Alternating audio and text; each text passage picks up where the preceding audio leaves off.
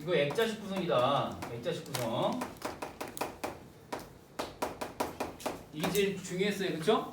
그래서 이제 우리가 보통 뭐라고 얘기하는 거냐면은 외화라는 말을 써놔. 그 다음에 내화라는 말을 써요. 외화가 있고 내화가 있는 그런 구조를 액자식 구성이라고 한다. 다른 말로 외화의 외자 밑줄 2번, 내화의 내자 밑줄 2번 이렇게 하면은 외화는 바깥 이야기다. 바깥 이야기.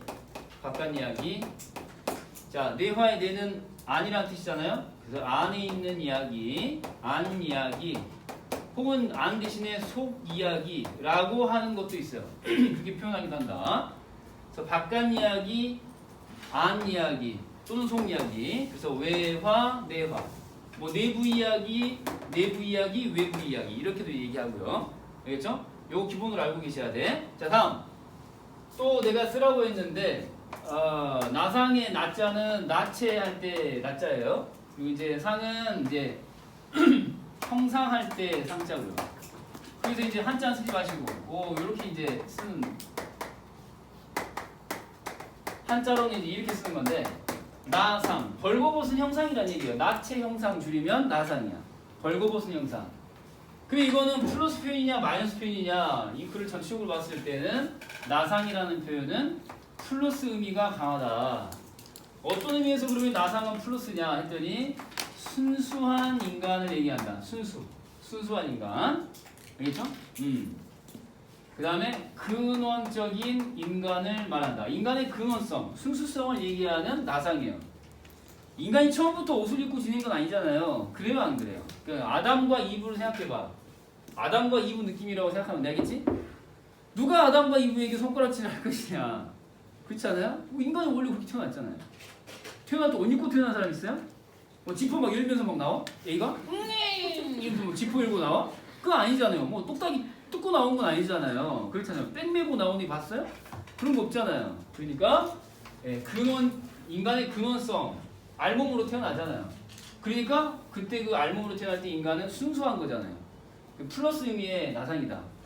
여기 이제 형상할 때 형이라고 미리 써버렸잖아요. 이 작품 속에서는 누구를 가리키는 말이에요? 근원성, 순수성을 얘기하는 거는 형과 동생 가운데 자 갖다 피시닥하고 형이라는 인물을 가리키는 표현이에요. 형이라는 인물을 알겠죠? 형이라는 인물을. 그러니까 이제 이 친구는 형이라는 인물이 세 가지 속성을 가지고 있는 건데 이 근원성, 순수성이라고 하는 거를 솔모, 둔솔모. 자 이렇게 솔모, 둔솔모. 형의 특징을 요 셋으로 표현을 합니다. 이 작품 속에 나오는 표현이에요. 작품 속에 솔모, 둔솔모. 그래서 둔은 뭐야? 둔감하다. 솔은 뭐야? 그러나 솔직하다. 알겠죠? 그러나 모자라다. 이렇게. 그러니까 지적 능력이 뛰어나야 떨어져요. 떨어진 사람이에요. 우리 봤던 작품 중에서 여성 인물하고 좀 비슷하네요. 분임이야, 분선이야. 분임이 기억나요? 분임이랑 좀 비슷하죠. 우리 배웠던 작품 중에서 어둠의 혼이 있었잖아요. 이틀 전에 한 거. 이틀 전에 했니? 2년 전에 했니? 이틀 전에 했지. 벌써 까먹은 거 아니지? 누나 이름이 뭐라고? 분임이야, 분선이야. 분임이가 좀 모자란 애였잖아요. 얘도 이제 그런 편인데 얘는 좀 나은 편이에요. 그래도 걔는 뭐 어린 나이니까. 그래서 이런 정도로 이제 써두시고요. 그리고 나서 또 시대적 배경을 쓰지 않을 수가 없죠.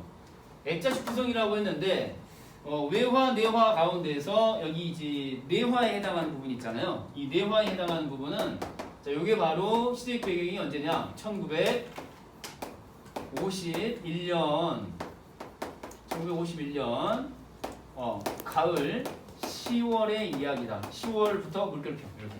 1951년 10월로부터 시작하는 내화의 어떤 시대적 배경을 알고 있어야 된다. 그러니까 이제 이건 뭐가 일어날 당시야? 전쟁 와중의 이야기다. 전쟁의 이야기다. 6.25 전쟁에 관한 얘기다. 알겠죠? 시대적 배경은 내화 속 전쟁. 1951년 10월부터 시작하는 거다. 알겠죠? 그냥 여러분들이 지금 보고 있는 특히 실려있는 그 대목이 51년 10월 그 이후에 겨울로 접어든 그 당시를 지금 얘기하는 거거든요. 이렇게 이제 써주시고 기왕이 이제 말이 나왔으니까 전쟁을 배경으로 하고 있는 내부 이야기에 대한 이야기를 하지 않을 수가 없는데 조금 참고 액자 틀을 한번 만들어 보도록 하겠습니다. 자, 외부 이야기 외화라고 써보시고 조금 아래에다가 내부 이야기 내화라고 쓴 다음 그렇죠. 여백이 많은 쪽으로 넘어가는 거야. 제목 의미한 바를 잘 기억을 해주시고 나상은 형이야 동생이야? 형. 벌거벗은 형상 나상 나체 형상 나상입니다. 솔모솔모 둔솔모 둔감하다 솔직하다 모자라다. 자, 요 세 가지 특징을 가지고 있는 형을 긍정적 의미로 가리키고 있는 표현이다.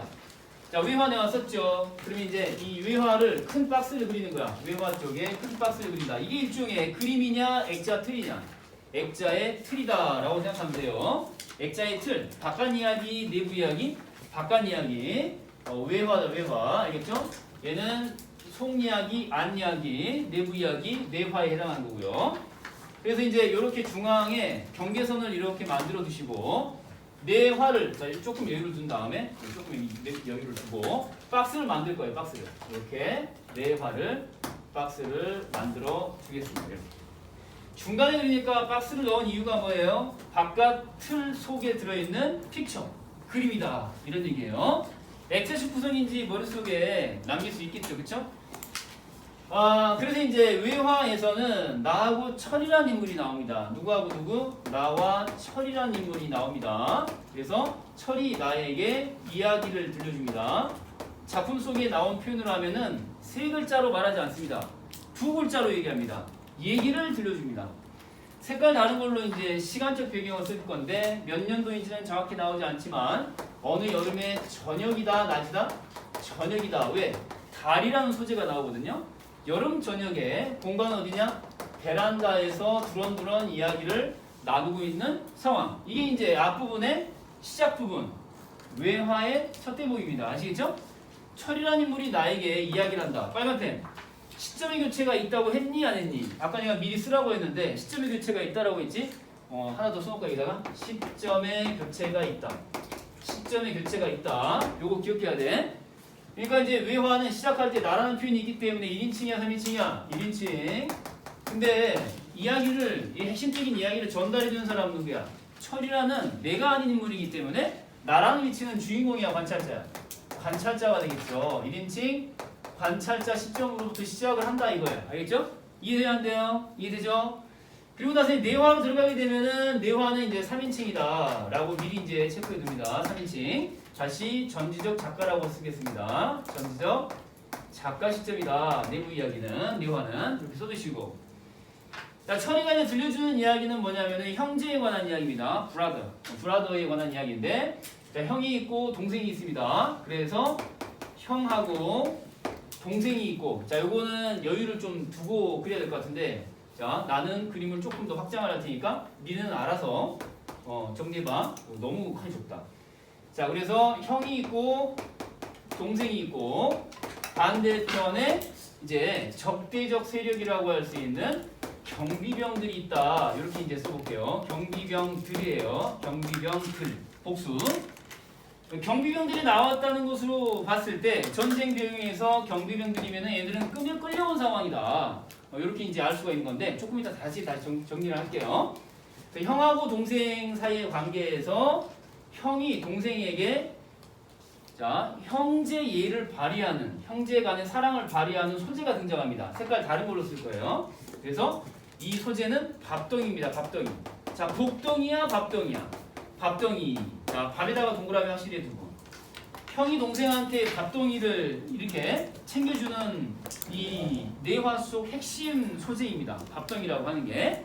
일단 이런 정도로만 체크를 해놔. 이런 정도로 체크해 놓고 이 밑에다가 또 색깔 다른 걸로 쓸 거야. 경비병들의 임무가 뭐냐 했더니 포로를 호송하는 역할의 경비병들이다. 이렇게 딱 체크해 놓고 내화의 중심 사건이 뭐예요? 포로 호송. 알겠죠? 포로들을 호송하는 상황이에요.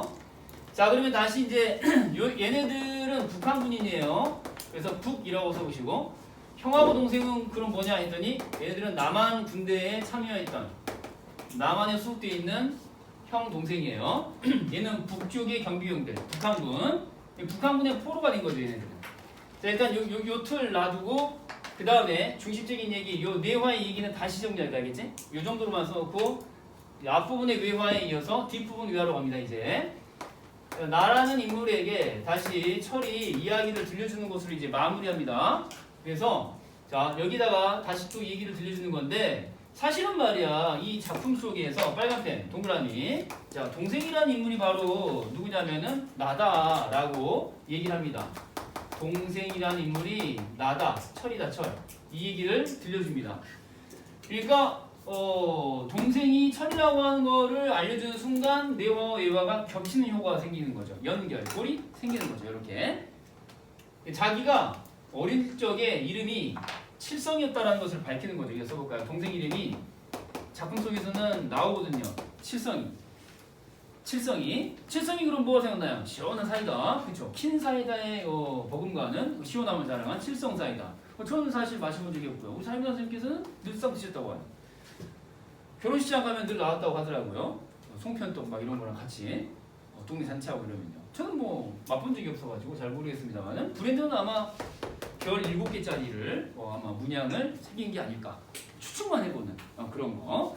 자 아무튼 칠성이라는 인물이 바로 누구냐? 나다 이런 얘기죠. 철이 이제 고백을 하는 거죠. 뭔지 알겠죠? 자 이렇게 이제 큰 틀에서 정리만 해주고 진짜 중요한 내부 이야기를 정리해 보도록 하겠습니다. 다 썼지? 지운다. 자, 전체 내부 이야기는 자, 세 토막으로 나눌 수 있습니다. 몇 토막? 세 토막. 그리고 결말 부분에서 이제 두 토막이 이어지는 건데 숫자를 이제 써보면서 정리할 거예요.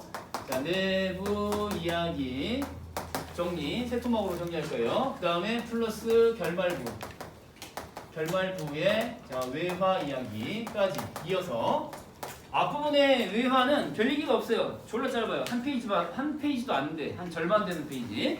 그 내화와 결말 부분의 외화를 한번 정리를 해보도록 하겠습니다. 자, 그러면은 세 토막으로 나눌 수 있는 앞쪽 자 내화의 이야기 이렇게 이제 포로로 호송이 되는 과정을 한번 정리를 해보도록 하겠습니다. 자, 그 전에 이제 맥락을 알아야 되는데 여백에다가 또 추가 필기해 볼 거예요. 1951년에 자, 월남한 가족이다 써볼게. 월남 가족 이야기다. 이렇게 또 다른 여백에다가 써도 51년에 46년 46년 해방 이듬해니까 46년 전쟁 이듬해가 아니라 수정 1946년에 월남한 가족들 이야기 알겠죠? 그래서 전쟁에 참여를 하게 되는 건데 형제가 자 남한 군대 자 입대라고 써놓기 입대 남한 군대로 자 입대를 해서 전쟁에 참여를 하게 된다. 요 맥락을 일단 써도 요 맥락을 써둬야 지금 내화의 얘기가 뭔 얘기인지를 알 수가 있어요. 자 입대를 했다. 입대. 그리고 나서 이제 전쟁이 터지고 나서 남한 군대에 입대를 한 거예요. 알겠죠? 포로로 돌고 잡힌 거야. 그때부터 이제 시작이에요. 자 여기 통천이라는 지명을 쓰겠습니다. 통천. 이제 한자로 쓰면 이제 이렇게 지명이 고유명사 형태로 나와 있어요. 여기 이제 찾아보면 강원도 쯤으로 이제 나와 있는데 남한 군대로 전쟁에 참여했는데 북한 군대 포로가 된 거죠. 알겠어요? 그래서 이제 후방으로 인계가 되는 상황이다. 자 써볼게요. 땡땡. 자 북한군의 포로가 된다. 근데 이제 같이 잡혔을까요? 따로 잡혔을까요? 형제가 동반 입대를 하긴 했는데 다른 곳에서 싸우다가 알겠어요? 다른 곳에서 싸우다가 각각 포로가 되어서 만나게 되는 거예요. 알겠어요? 그러니까 어수룩한 형하고 영리한 동생하고 북한군의 포로로서 자 써볼게요. 괄호 처리한 다음에 후방 임계라는 말을 쓰겠습니다. 임계. 후방 임계. 통천에서 해후하게 된다. 만나게 된다. 재회하게 된다. 후방으로 임계되는 상황이다. 임계가 무슨 말이에요? 끌려간다는 얘기죠. 뭐야? 이쪽에서 저쪽으로 건네진다. 그래서 북한군의 포로 신세로 북한 입장에서 후방이니까 어디겠니? 북한 입장에서 후방이니까 어디야? 점점 위로 가는 거지. 그래서 이제 원산이라는 지명이 나오는 거예요. 뭐라고요? 원산이라는 지명이 그래서 나오는 거예요. 원산. 여기서 잡혀갖고 만나서 점점 위로 올라가는 거예요. 알겠어요? 후방으로 인계가 된다. 북한 입장에서 후방이니까 북쪽이지. 남한 같으면 어디라고 하겠어? 후방이면 저 남쪽이고.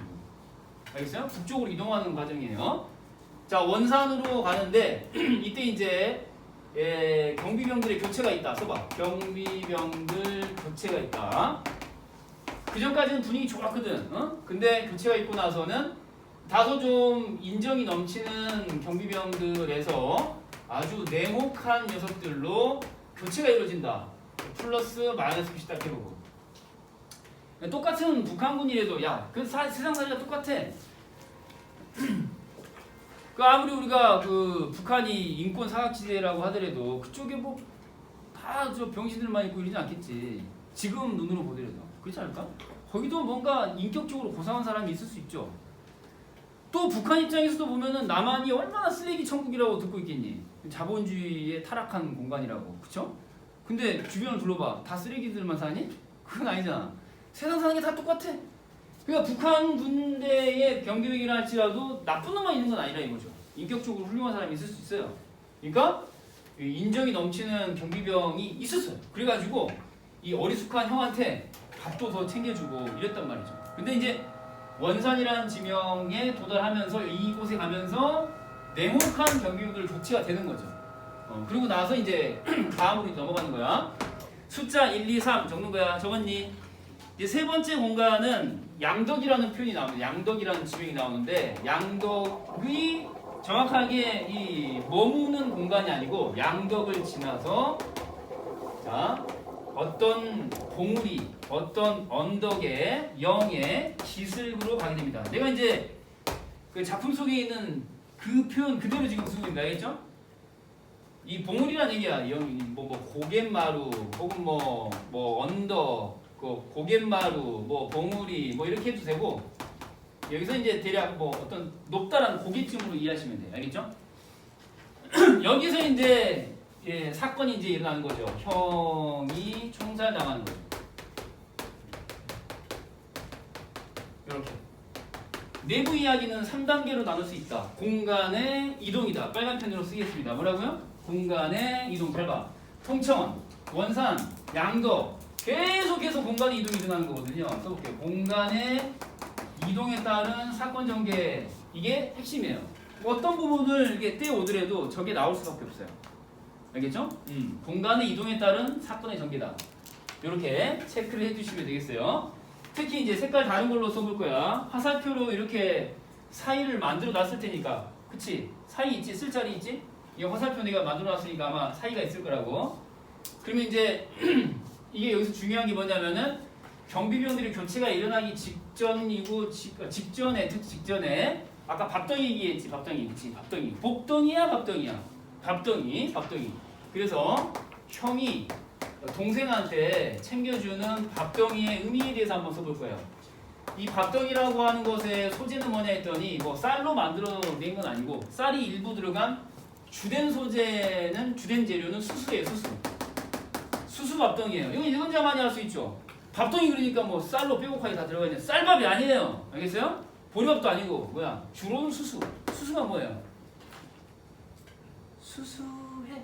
밥이 수수해. 무슨 얘기야? 숟가락에 얹으면은 불면 날아가 버려. 조금 과장하자면 그렇다 이거지. 수수라는 게 무슨 말이야? 수수. 콩, 수수, 조, 뭐 이런 거 할 때 수수거든요. 농작물인데 별로 이제 찰기도 없고 뭐 이렇게 맛대가리도 없고 그런 사람이 굶기 전에 먹는 거, 굶어 죽지 않으려고 먹는 거 있잖아요. 이런 느낌 알겠어요? 스스로 만든 밥덩이를 형이 꼭 챙겨준단 말이에요. 그걸 또 이제 아침에 그 마음씨 좋은 누구 인정 넘치는 경비병한테 받은 밥덩이를 아침에 받은 거를 잠바 주머니에다가 넣었다가 하루 종일 좀 딱 해갖고 그거를 밤에 단둘이 남았을 때 동생한테 지성아 배고프자잉? 이거 먹고 힘내라잉? 내가 하루 종일 쪼물락거렸다잉? 손때 잔뜩 묻었다잉? 그러면서 주는 거예요. 그러면 이제 동생이 처음에는 마지못해서 먹었죠. 근데 이제 매일같이 이렇게 형이 이 마음씨 좋은 경비병이라 할지라도 막 걷어 막 때리고 막 그러면서 막 야 이 병신아 이러면서 주는 거거든요. 응? 그 뭐라고 하지 이런 거? 겉으로는 악한 척하는데 속으로는 착한 사람. 겉바속촉이야? 야 그건 치킨이고. 이게 뭐예요? 겉으로는 되게 거칠어 보이는데 속으로는 착한 사람 뭐야? 또 시작했다 또. 야 이렇게 해서 날 곤란하게 만들면 좋지. 니네 지금 구독자 300명 넘겼는데 니네 자꾸 이럴 거야? 왜 이렇게 감질만 나게 하는 거야? 301명으로 만들었다가 또 어떤 놈이 금방 또 구독 취소를 해요. 300이 됐다가 지금 검색하면 아마 299가 될지도 몰라. 사람을 야 이거 뭐 줄타기를 시키는 것도 아니고 말이야. 내가 왕의 남자 이중기냐? 왜 날 줄을 태우냐고. 이 느낌이야. 매일매일 하루하루가. 이런 느낌. 이런 느낌. 이런 느낌. 이런 느낌. 선생 줄 태우니까 졸라 좋지. 남의 속 타는 줄을 몰라 이것들이. 냉혹한 것들. 자 아무튼 무슨 얘기를 하다가 이렇게 됐니? 형이 동생한테 수수밥덩이를 넘겨줘요. 근데 이제 자기가 먹을 몫인데 하루 종일 주머니에 넣고 왜 쪼물락거리는지 난 잘 모르겠는데 왜 그걸 굳이 좀 따뜻하게 만들려는 거였을까요? 자기 입으로 그렇게 얘기를 해요. 손때가 좀 묻긴 했는데 이러면서. 근데 그것도 맛있게 먹어. 그러니까 이제 중독이 된 거야. 동생이 밥덩이에 중독이 된 거야. 그 손때 맛을 잊을 수가 없어. 매일같이 손때를 기다리는 거야. 손때 묻은 형의 밥덩이를 좀 먹어봤으면 밤에 아침을 꼭 삼키면서 매일 기다리게 돼. 이 얘기를 왜 하느냐? 빨간 펜으로 쓰는 거야. 형과 동생 사이에 자 관계 개선 매개체 써봐. 관계 개선 매개체. 이게 이제 수특에 나와 있는 표현으로 치면은 관계 개선 매개체라는 거야. 이게 밥덩이라고 하는 게 관계 개선 매개체. 사실 니네 생각해봐. 집안에 좀 뭐라고 덜 떨어진 형제가 있다고 생각해봐. 그러면 이제 물론 이제 극소수의 착한 사람들은 저 더 잘 챙겨주겠지. 보통은 어때? 좀 남 부끄럽고 밖에서 안치한다고 생각해봐. 정광아 우리 광이 막 뛰어오는데 막 이렇게 뛰어. 형인데 막 씨발 아니 껌의 브랜드라고 회사 있어. 스웨덴 가면은 아니 덴마크라고 했니? 덴마크에 껌 브랜드 있었잖아. 쉬바 그 느낌으로다가 입안이 싸해지면서 어디로 숨고 싶을 거 아니야. 그래 안 그래? 우리 광희 이러면서 졸라 뛰어와. 도마뱀처럼 이렇게 막 오는 거야. 목도리 도마뱀 알지? 뒤쪽에 무슨 목도리가 쫙 펼쳐진 느낌으로. 그러면 좋겠어? 보통은 안 그렇지. 보통은 그렇잖아요. 안 그래요?